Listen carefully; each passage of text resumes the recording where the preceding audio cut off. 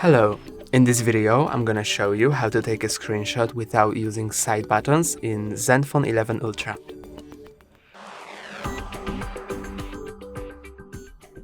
There are two ways to do it. The first one is to slide the top bar down, slide it once again, and then slide to the right and press on screenshot.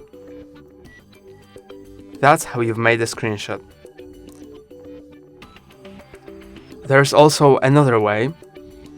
You can enable it by going to the Settings app, then sliding down to Advanced, then sliding down and going to Screenshot, and enabling 3 fingers screenshot.